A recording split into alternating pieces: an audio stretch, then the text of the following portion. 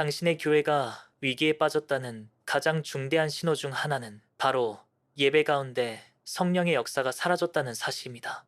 당신은 매주 예배에 참석하지만 어느 순간부터 마음은 점점 차갑고 말씀이 귀에 들어오지 않으며 찬양 속에서도 감격이 사라져버렸다는 것을 느낀 적이 있습니까?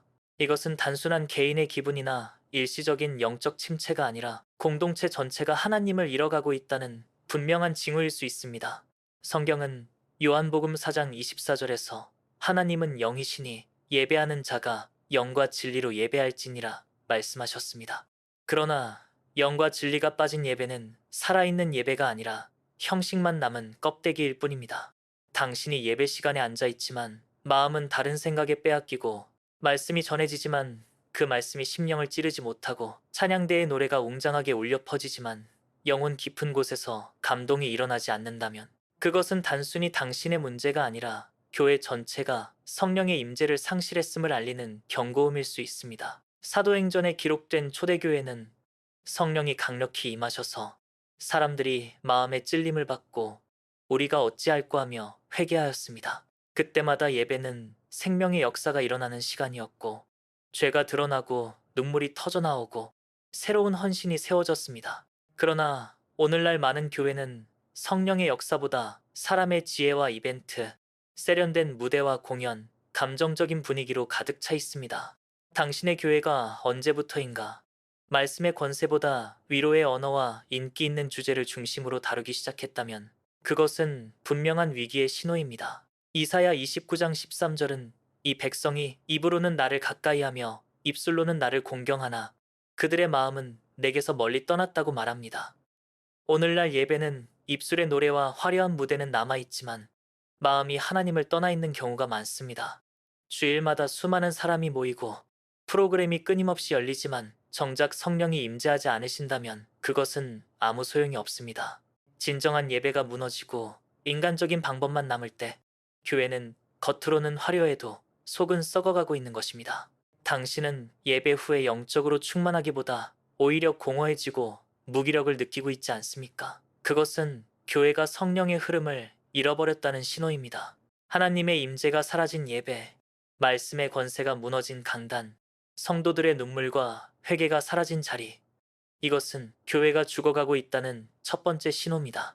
사무엘상 4장에서 엘리 제사장의 아들들이 하나님 앞에서 범죄했을 때 하나님의 영광은 떠났고 그 자리에 이가봇디라는 이름만 남았습니다. 교회가 예배를 잃는 순간 아무리 건물과 재정을 자랑해도 하나님의 눈에는 죽은 공동체일 뿐입니다. 그러므로 당신은 반드시 물어야 합니다. 지금 내 교회의 예배 속에 성령이 계신가?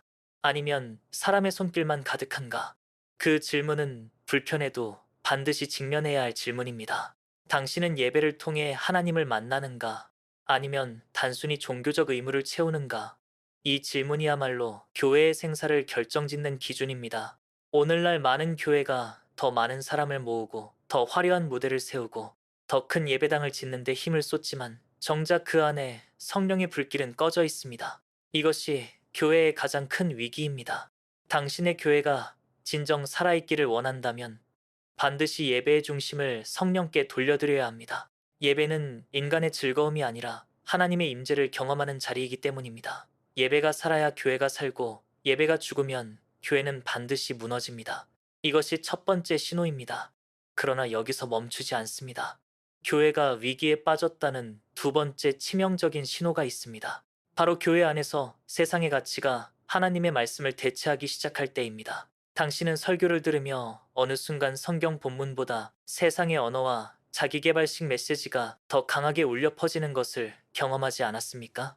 교회는 본래 진리를 붙들고 세상과 구별된 거룩한 공동체가 되어야 하지만 진리 대신 성공을 말하고 회개 대신 긍정을 말하며 십자가 대신 번영을 강조한다면 그 교회는 이미 복음의 본질에서 멀어진 것입니다. 성경은 마태복음 6장 24절에서 한 사람이 두 주인을 섬기지 못할 것이니 하나님과 재물을 겸하여 섬길 수 없다 말씀하셨습니다. 그러나 오늘날 수많은 교회가 하나님과 세상을 동시에 붙들려 하며 그 결과 말씀은 점점 희석되고 세상의 가치가 중심이 되고 있습니다.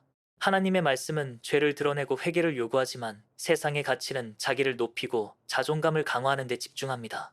만약 교회가 로마서 6장 23절에 죄의 삭은 사망이라는 선언을 외면하고 대신 긍정과 성공만을 말한다면 그것은 이미 치명적인 위기에 들어섰다는 신호입니다. 당신은 혹시 설교를 듣고 찔림과 도전보다는 세상의 동기부여 강연을 듣는 듯한 기분을 느낀 적이 있습니까? 그것은 말씀의 자리를 세속적 가치가 차지했다는 명백한 증거입니다. 갈라디아서 1장 10절에서 사도 바울은 내가 지금까지 사람을 기쁘게 하려 하였다면 나는 그리스도의 종이 아니니라고 말했습니다. 교회가 사람의 기쁨을 위해 말씀을 왜곡하는 순간 그 본질은 무너지고 맙니다. 세상의 가치가 교회 안으로 스며들면 성도들은 헌신보다 계산을, 희생보다 이익을 따지게 되고 예배는 경건의 시간이 아니라 사회적 모임과 네트워킹의 장으로 전락합니다. 봉사는 섬김이 아니라 인정받기 위한 무대가 되고 헌금조차 믿음의 표현이 아니라 투자 개념으로 왜곡됩니다. 이것이야말로 교회가 위기에 빠졌다는 두 번째 신호입니다.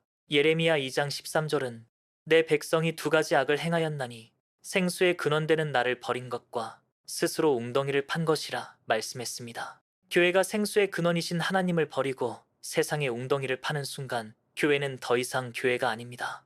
당신의 교회가 건물의 크기, 재정의 규모, 프로그램의 화려함으로 자신의 영적 상태를 포장하고 있다면 이미 깊은 위기 속에 있습니다.